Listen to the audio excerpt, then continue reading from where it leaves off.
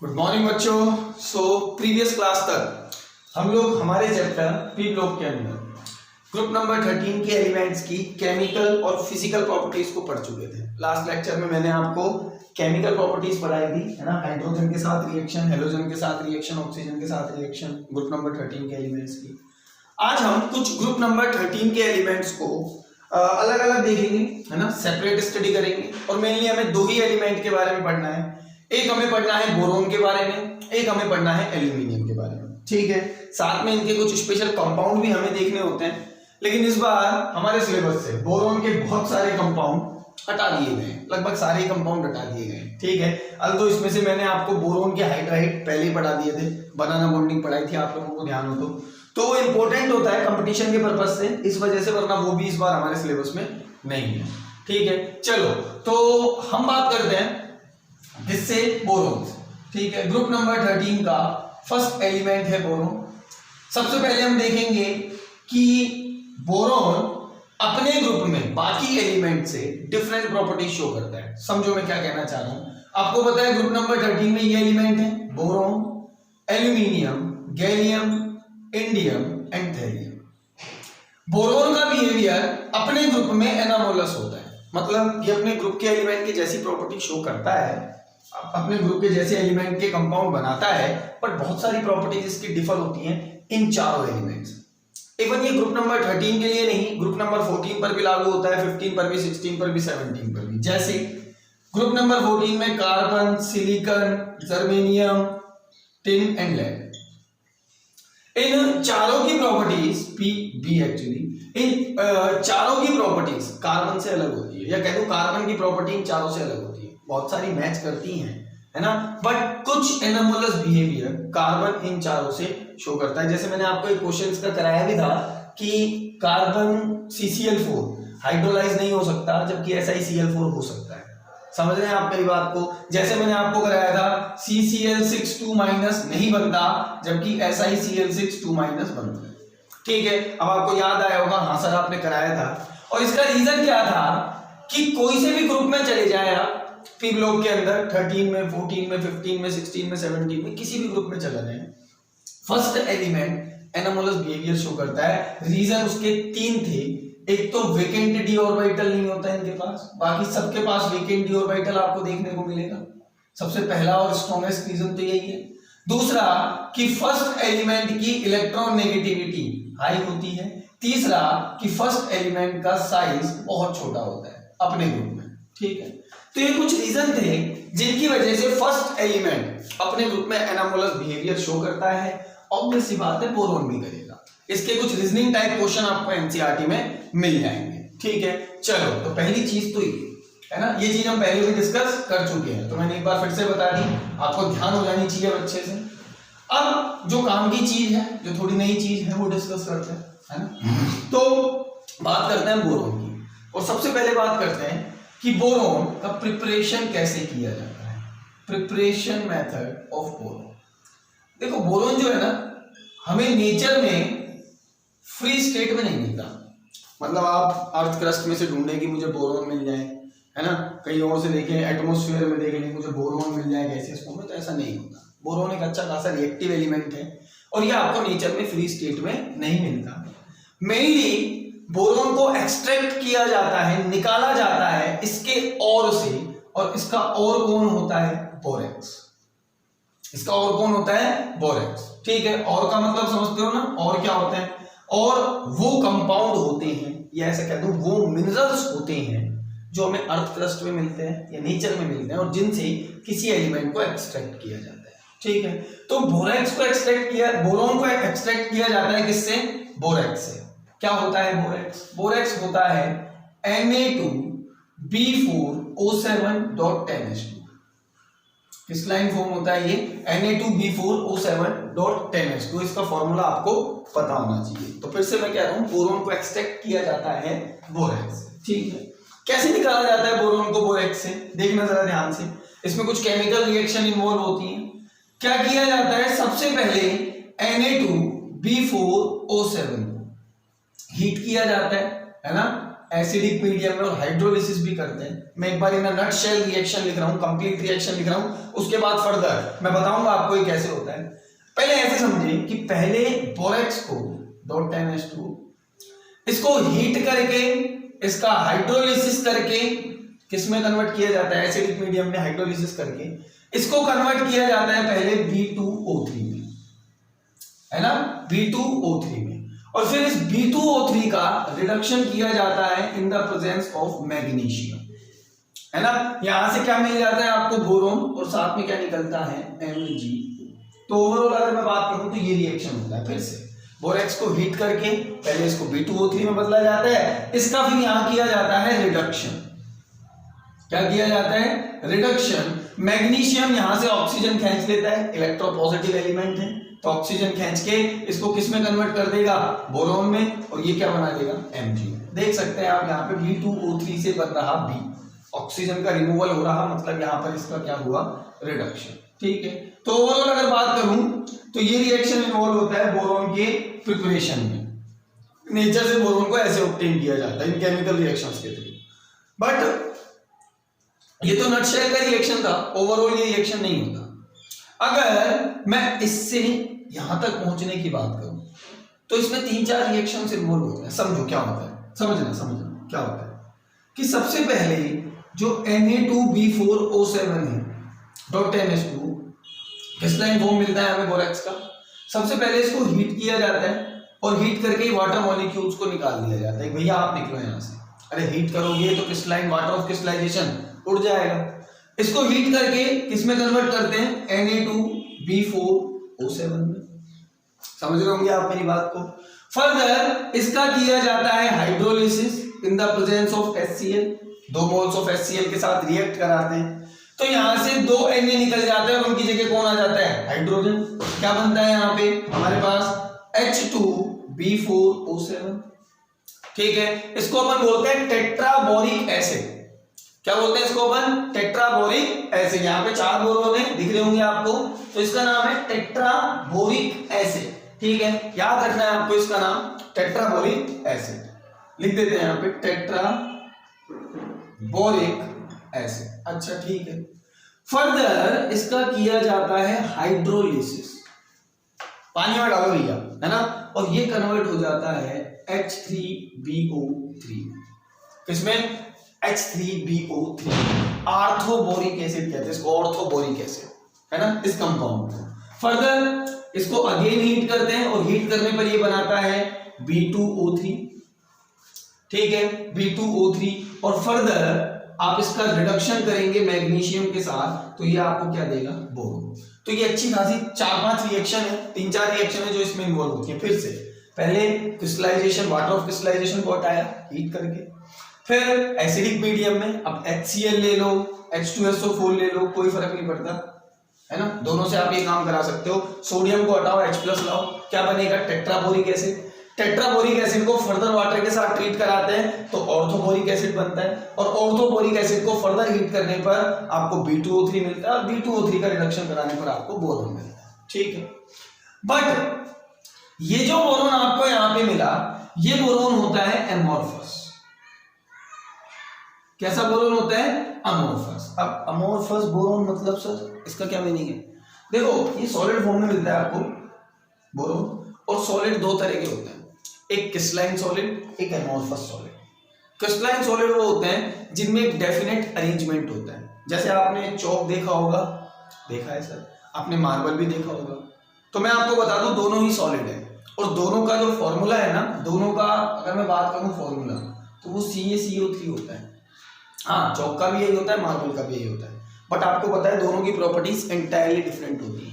आप चौक की जगह चौक को काम में लोगे, आप मार्बल की जगह मार्बल को काम में लोगे। हम ऐसा नहीं कर सकते कि चौक की जगह मार्बल को काम ले ले या मार्बल की जगह चौक को काम ले ले। तो इनकी प्रॉपर्टीज में इतना डिफरेंस कैसे आया, दोनों का मॉलिक्यूलर फॉर्मूला तो सेम है। रीजन होता है यहाँ पार्टिकल का अरेंजमेंट अलग अलग होता है। समझो, मार्बल में जो पार्टिकल्स का अरेंजमेंट है वो एक डेफिनेट मैनर में होता है। किस तरह से, जैसे एक मॉलिक्यूल ये रहा, दूसरा ये रहा, तीसरा ये रहा, चौथा ये रहा, पांचवा ये रहा, है ना, एक फिक्स अरेंजमेंट होगा, एक यहाँ आ गया, एक यहाँ आ गया, एक यहाँ आ गया, एक यहाँ आ गया, और यही रेगुलर अरेंजमेंट चलता रहेगा पूरे सॉलिड में, पूरे क्रिस्टल में। जबकि मैं बात करूं एमोर्फस कैल्शियम कार्बोनेट की, तो एमोर्फस कैल्शियम कार्बोनेट में इस तरह का कोई फिक्स अरेंजमेंट नहीं होता, है ना। ये देखिए क्या आ गया, फिर एक यहाँ आ गया, फिर एक यहाँ आ गया, फिर एक यहाँ आ गया, फिर एक यहाँ आ गया, फिर एक यहाँ आ गया, फिर एक यहाँ आ गया। क्लियर है? ऐसे सॉलिड्स को हम बोलते हैं एमोर्फस सॉलिड। अब यहाँ जो बोरॉन मिला इसमें कोई फिक्स्ड अरेंजमेंट नहीं होगा, है ना।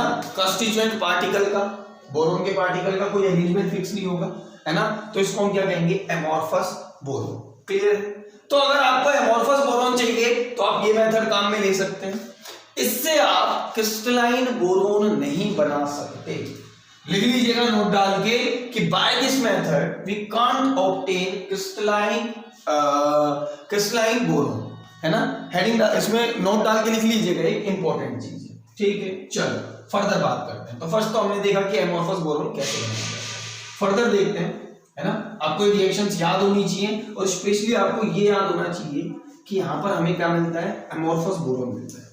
तो सर अगर हमें बोरॉन की दूसरी फॉर्म बनानी है तो विच इज क्रिस्टलाइन बोरॉन। अरे भाई देखो, प्योर बोरॉन चाहिए, क्रिस्टलाइन बोरॉन चाहिए, तो डेफिनेटली हमें कोई और मेथड काम में लेना पड़ेगा, इससे तो बनने वाला है नहीं। तो क्या करते हैं उसके लिए, सुनो, उसके लिए हम काम में लेते हैं BBr3 गैसेस और इसकी रिएक्शन कराते हैं विद H2, ये भी गैसियस, और इन दोनों को पास कराया जाता है 1200 डिग्री सेंटीग्रेड टेम्परेचर पर टंगस्टन वायर से। किससे? टंगस्टन वायर से। समझो क्या कह रहा हूं, टंगस्टन वायर लिया, टेम्परेचर किया 1200 डिग्री सेंटीग्रेड और BBr3 की वेपर H2 के साथ पास कराए टंगस्टन वायर से, ठीक है। तो आपको यहाँ बोरोन मिलेगा, साथ में HBr मिलेगा। अब जो बोरोन आपको मिलेगा वो क्रिस्टलाइन बोरोन होगा। ये सवाल एक बार पूछा जा चुका है, ये सवाल एक बार पूछा जा चुका है कि किस तरीके से आप लोग क्रिस्टलाइन बोरोन बना सकते हो। तो याद रहे, फर्स्ट मेथड से आप लोग क्रिस्टलाइन बोरोन का फॉर्मेशन नहीं कर सकते। अगर आपको क्रिस्टलाइन बोरोन चाहिए तो आपको ये रिएक्शन कराना पड़ेगा। आपको BBr3 की वेपर और H2 की वेपर्स को टंगस्टन वायर से पास कराना पड़ेगा इस पर्टिकुलर टेम्परेचर पर। क्लियर है बात मेरी? टेम्परेचर का याद रहे ना रहे कोई दिक्कत नहीं है, बट ये याद रखना कि BBr3 की वेपर को H2 के साथ टंगस्टन वायर से पास कराते हैं, तब जाके हमें क्या मिलता है, क्रिस्टलाइन बोरोन। क्लियर होती है बात मेरी? ठीक है। अगर पहला मेथड काम में लिया तो एमोर्फस बोरोन, अगर ये मेथड काम में लिया तो क्रिस्टलाइन बोरोन। ठीक है, चलो तो ये बात की हमने बोरोन की। बोरोन के बारे में इतना ही देखना था हम लोगों को, ठीक है। इसके अलावा एनसीईआरटी में है, बट अभी हमारे सिलेबस में वो नहीं है, तो उसको हम बाद में कवर करेंगे। चलो ठीक है यहाँ तक। इसके बाद जो सेकेंड एलिमेंट आता है वो है एल्यूमिनियम। लगाया आप हेडिंग एल्यूमिनियम की। तो भाई एल्यूमिनियम को कैसे प्रिपेयर करते हैं हम लोग, वही प्रिपरेशन मेथड देखते हैं। सबसे पहले तो एल्यूमिनियम सिंबल क्या होता है, Al। तो इसको प्रिपेयर कैसे किया जाता है, इसको प्रिपेयर किया जाता है इसकी और से। और कौन सी होती है इसकी, Al2O3, जिसको आप एल्यूमिना भी कह सकते हो। आपको पता है एल्यूमिनियम के आपको मेनली दो ही कंपाउंड मिलेंगे। आपने बहुत ज्यादा कंपाउंड एल्यूमिनियम के नहीं पढ़े होंगे। एल्यूमिनियम इतना रिएक्टिव नहीं होता, मतलब कहना चाहिए मुझे इतने ज्यादा कंपाउंड्स नहीं बनाता, फैमिलियर नहीं है ये, है ना। समाज से थोड़ा सा इसको एलर्जी है। एक तो ये, और एक आप इसको आपको इसका कंपाउंड देखने को मिलेगा AlCl3। इसके अलावा आपको इसके कंपाउंड बहुत कम देखने को मिलेंगे। बनाते हैं बनाने को और भी, बट मेनली ये बनाता है, ठीक है। तो एक्सट्रैक्शन कैसे किया जाता है इसका, Al2O3 से। Al2O3 को रिड्यूस कराएं, तो रिड्यूस कराने पर आपको एल्यूमिनियम मिलेगा। इसका रिडक्शन कराया जाता है कार्बन से। ये सारी चीजें आप 12th क्लास में मेटलर्जी में पढ़ लेंगे। मेटलर्जी आपने थोड़ी बहुत 10th में भी पढ़ी है कि किस तरह से मेटल्स एक्सट्रैक्ट की जाती है ना, उनकी और से, है ना। चलो तो इसको आप वैसे भी देख लेंगे क्लास 12th में। इसकी और जो होती है वो एल्यूमिना कहलाती है। एल्यूमिना, एल्यूमिनियम ऑक्साइड को क्या बोलते हैं जब ये और के फॉर्म में होता है, तो एल्यूमिना, ठीक है। अच्छा, अब बात करते हैं इसकी केमिकल रिएक्शन की। एल्यूमिनियम की बात करेंगे अभी तो अगर मैं एल्यूमिनियम की रिएक्शन कराऊं एयर के साथ, रिएक्शन विद एयर, और you can say oxygen, air में तो ऑक्सीजन के साथ ही रिएक्शन करेगा ही, ठीक है।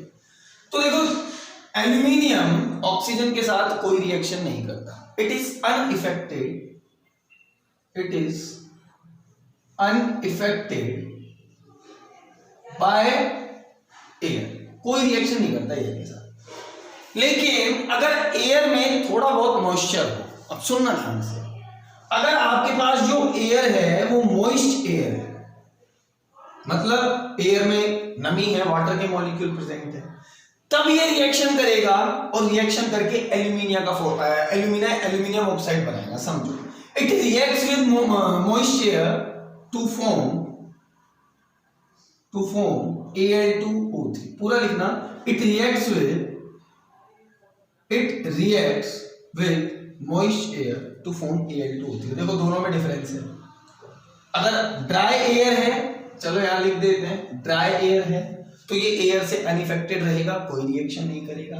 लेकिन अगर मॉइस्ट एयर है तो रिएक्शन करके क्या बनाएगा, Al2O3। समझो, मैंने लिया एल्यूमिनियम, ठीक है, रिएक्शन कराई विद ऑक्सीजन, जनरली ये कोई रिएक्शन नहीं करता। बट अगर ये ऑक्सीजन कैसी है, मॉइस्ट, नमी है ना, हाँ बिल्कुल वायु में नमी है भैया, तो क्या बनाएगा ये Al2O3 का फॉर्मेशन करेगा, ठीक है। अच्छा, सेम रिएक्शन होती है जब एल्यूमिनियम को बर्न किया जाता है, समझो ध्यान से, व्हेन एल्यूमिनियम, या ऐसे लिखना, aluminium burns with oxygen to form again Al2O3, to form Al2O3, and this reaction is highly exothermic,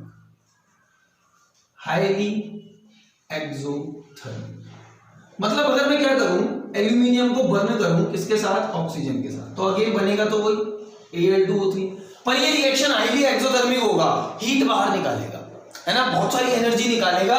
इस रिएक्शन का डेल्टा H नेगेटिव होगा। डेल्टा एच समझते हो ना, चेंज इन हीट या चेंज इन एंथैल्पी, है ना, जब किसी रिएक्शन से एनर्जी बाहर निकले तो हम एंथैल्पी चेंज को नेगेटिव लेते हैं, यानी कि एक्सोथर्मिक रिएक्शन के लिए एंथैल्पी चेंज कैसा होता है, नेगेटिव।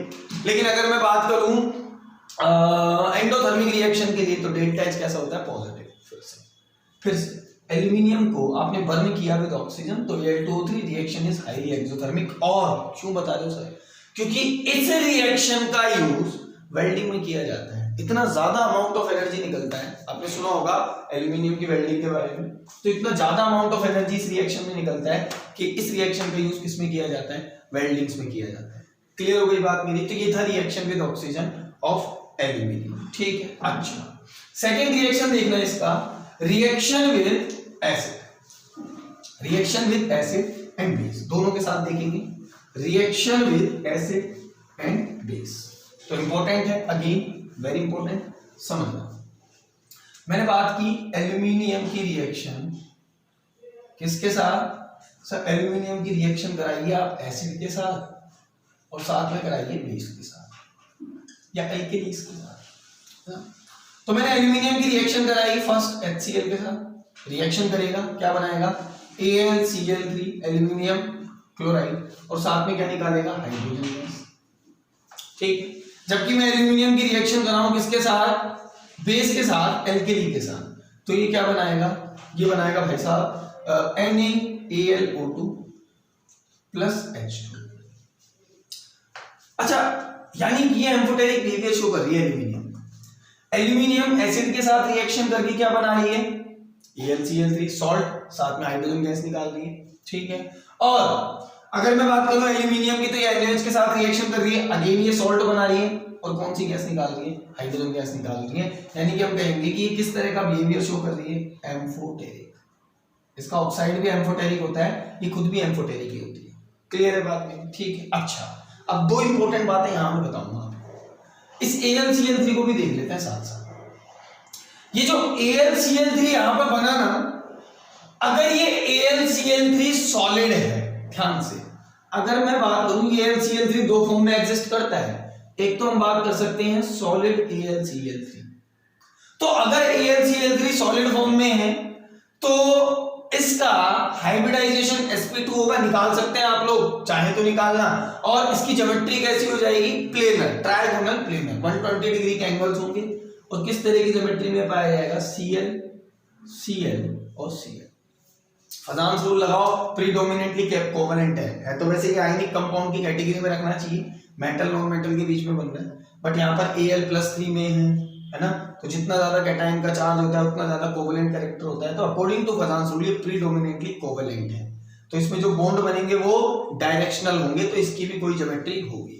तो यहाँ पर आप देख सकते हैं एल्यूमिनियम का हाइब्रिडाइजेशन क्या? sp2 है ना, और एल्यूमिनियम का हाइब्रिडाइजेशन sp2 ज्योमेट्री कैसी हो जाएगी? लगभग ट्रायगोनल प्लेनर। चलो, लेकिन ये aluminium trichloride, aluminium chloride gaseous AlCl3 में भी एग्जिस्ट करता है।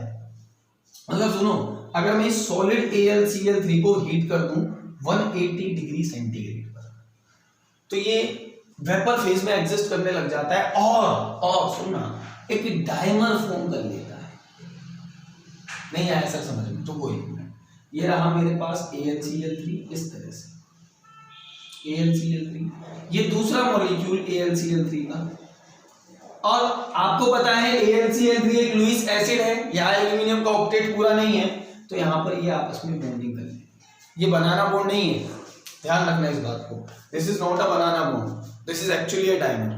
ठीक है, क्या करता है यहाँ पे 180 डिग्री सेंटीग्रेड तक जब आपने इसको हीट किया तो ये क्या बना देता है? डायमर फॉर्म कर लेता है इस तरह का, जहां इसका फॉर्मूला क्या हो जाएगा? Al2Cl6।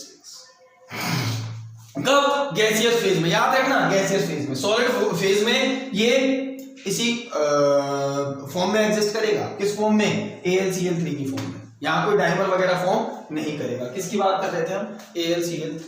ठीक, चलो एक बात तो ये होगी, यही बता दी मैंने, इसको अलग से बताने की जरूरत नहीं है। ठीक है, अच्छा ये जो NaAlO2 है ना या AlCl3 है, इन दोनों की खास बात हो क्या कि अगर मैंने इन दोनों को रिएक्ट कराया विद वाटर, यानी कि पानी में डाल दिया, एल्यूमिनियम क्लोराइड को, व्हाइट कलर का होता है ये, एल्यूमिनियम क्लोराइड को पानी में डाल दिया मैंने, या NaAlO2 को पानी में डाल दिया, तो ये दोनों ही फॉर्म कर लेते हैं AlOH का होल, एल्यूमिनियम हाइड्रोक्साइड, जो कि एक व्हाइट PPT होता है। क्या होता है? White PPT। इसका यूज हम सॉल्ट एनालिसिस में करते हैं। आपको ध्यान हो तो हमने सॉल्ट एनालिसिस के कुछ लेक्चर्स किए थे, है ना, 1-2 लेक्चर्स किए थे, शायद इतने ही कर पाए थे, उसको दोबारा शुरू करेंगे।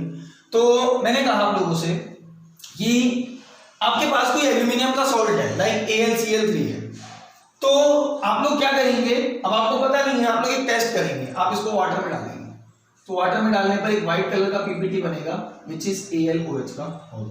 ठीक है, तो ये रिएक्शन अगेन इंपॉर्टेंट रिएक्शन है सॉल्ट एनालिसिस के लिए। ठीक है, तो इसको भी आपको ध्यान रखना है। ठीक है, चलो, तो ये बात हुई एल्यूमिनियम की रिएक्शन एसिड और बेसिस के साथ। अच्छा, इसके अलावा एल्यूमिनियम एक बढ़िया रिड्यूसिंग एजेंट भी होता है। इसको मिटा रहे हैं हम लोग, छाप लेना है कॉपी में, है ना, नहीं छापा हो तो वीडियो को पीछे करो, 10 सेकंड पॉज करो और इसको नोट करो। ठीक है, नोट करोगे तो चीजें याद रहेंगी। और देखो बेटा, ये चीजें आपको मेनली तो याद रखनी पड़ेंगी, है ना, थोड़ा सा यहाँ लर्न करने का चीजें हैं तो आपको ये याद रखनी है। चलो, फर्दर मैं बात करूं इसकी एक और रिएक्शन की, रिएक्शन ऑफ एल्यूमिनियम विद, या फिर इस तरह से नहीं पढ़ते इसको, इस तरह से पढ़ते हैं, रिड्यूसिंग नेचर ऑफ एल्यूमिनियम, इस तरह से पढ़ते हैं इसको, रिड्यूसिंग नेचर ऑफ एल्यूमिनियम। अच्छा, आपको पता है कि एल्यूमिनियम हाईली इलेक्ट्रोपॉजिटिव है, ये आसानी से Al से किस में जा सकता है? Al3+ में 3 इलेक्ट्रॉन देके, यानी कि इसका नेचर होता है Al से Al3+ बनाने का, तभी तो कह रहे हैं हाईली इलेक्ट्रोपॉजिटिव, यानी कि ये अपनी जिंदगी में ऑक्सीडाइज होना चाहता है। अरे इलेक्ट्रॉन का रिमूवल क्या होता है? ऑक्सीडेशन। ये अपनी जिंदगी में ऑक्सीडाइज होना चाहता है, इसको ऑक्सीडेशन कहोगे ना तुम, ऑक्सीडेशन, तो अपनी जिंदगी में ऑक्सीडाइज होना चाहता है। अगर ये खुद ऑक्सीडाइज होना चाहता है तो ये सामने वाले का क्या करेगा? रिडक्शन। तो इसीलिए इसका नेचर कैसा होता है, या ये किसकी तरह एक्ट करना पसंद करता है? रिड्यूसिंग एजेंट की तरह। और मैं आपको बता दूं, ये एक बहुत स्ट्रॉन्ग रिड्यूसिंग एजेंट है। क्या है ये? बहुत स्ट्रॉन्ग रिड्यूसिंग एजेंट है। कौन? एल्यूमिनियम। बहुत बहुत ज्यादा स्ट्रॉन्ग रिड्यूसिंग एजेंट है। अच्छा, तो सर कैसे है रिड्यूसिंग एजेंट, ये मैंने आपको बताया। अब कहाँ इसका काम आता है, अभी हमारे ये इसका रिड्यूसिंग एजेंट होने का जो नेचर है ये हमारे कहाँ काम आता है, हमें कुछ काम तो देगी नेचर। अब सुनो मेरी बात को ध्यान से। आपको पता है कि आप 10th क्लास का थोड़ा बहुत आपको याद हो तो आप लोग मेटलर्जी में पढ़ते थे कि आयरन ऑक्साइड से आपको आयरन एक्सर्ट करना है ना, एक्सट्रैक्ट करना है, आयरन का एक्सट्रैक्शन करना है। तो आप लोग कार्बन का यूज करते थे एज अ रिड्यूसिंग एजेंट। क्या होता था, कार्बन आप डालते थे इसमें, कार्बन मोनोऑक्साइड बना देता था, साथ में क्या बना देता था, Fe। थोड़ा याद करो। हाँ, इसको आप मेटलर्जी में क्लास 12th में और डिटेल में पढ़ेंगे, है ना, लेकिन अभी जितना जरूरत है मैं बताने की कोशिश कर रहा हूँ आपको कि जैसे आयरन ऑक्साइड है मेरे पास, उसमें आप एक रिड्यूसिंग एजेंट लगाते थे, कार्बन आयरन बनाता था, कार्बन मोनोऑक्साइड बनाता था। जैसे अभी हम B2O3 का रिडक्शन करा रहे थे Mg से, मैग्नीशियम से। मैक्सिमम केसेस में हम किसका यूज करते हैं, कार्बन का। लेकिन वहीं अगर मेरे पास Cr2O3 है, क्या है Cr2O3, और मैं इसमें रिड्यूसिंग एजेंट लगाऊं कार्बन, तो कार्बन इसका रिडक्शन नहीं कर पाता। एक्सपेरिमेंटली ऐसा देखा जाता है कि कार्बन Cr2O3 का रिडक्शन नहीं कर पाता। यानी कि अगर आपको क्रोमियम चाहिए तो आप as a reducing agent carbon का यूज नहीं कर सकते। तो सर क्या करें, हमें क्रोमियम चाहिए क्रोमियम ऑक्साइड से, तो कैसे ऑब्टेन करेंगे, तो कौन काम आएगा, एल्यूमिनियम।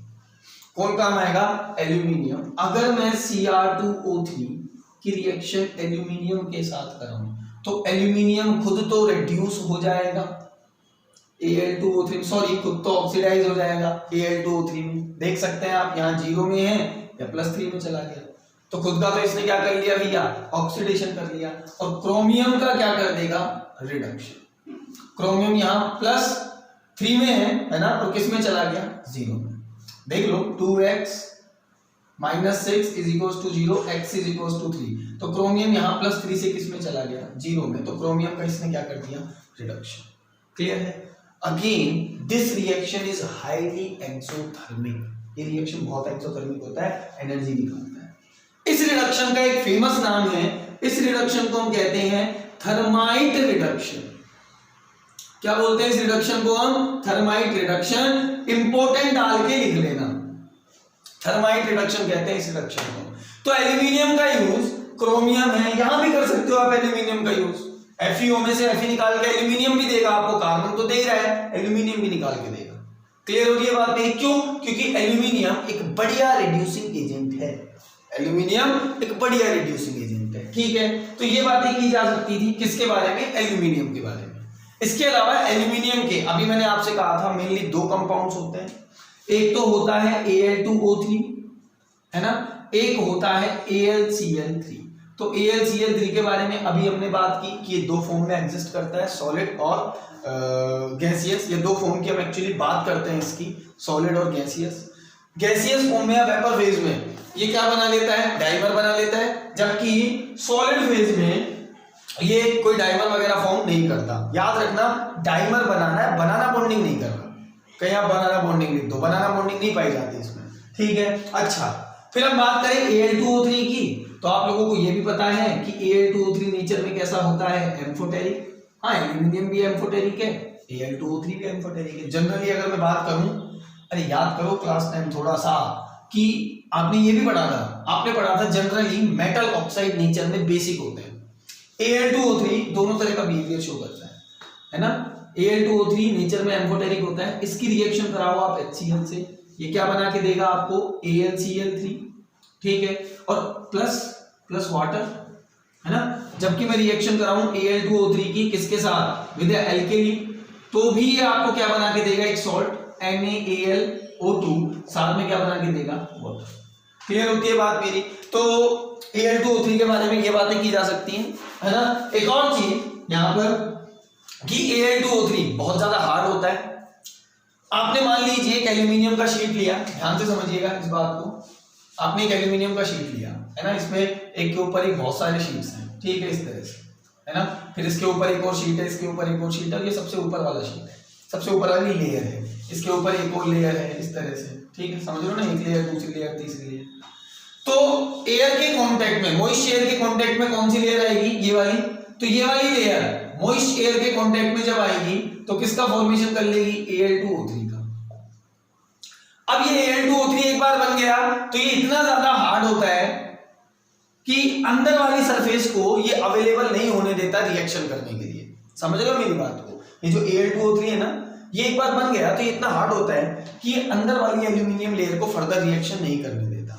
ठीक है, तो आप लोग ये आगे भी देखेंगे कि एल्यूमिनियम का रिडक्शन, एल्यूमिनियम का ऑक्सीडेशन आगे नहीं हो पाता एक बार एल्यूमिनियम की लेयर बनने के बाद। इसीलिए एल्यूमिनियम की लेयर कोरोजन से बचाने के लिए की जाती है बहुत सारी मेटल को। एनोडाइजिंग आपने पढ़ा होगा। ठीक है, फिर से सुन लो क्या कहना चाह रहा हूं मैं कि एल्यूमिनियम जो है ये एक बार Al2O3 फॉर्म कर लेगा ऊपर वाली लेयर पर, तो ये ऊपर वाली लेयर इतनी ज्यादा हार्ड होती है कि आगे कोरोजन नहीं होता एल्यूमिनियम मेटल का।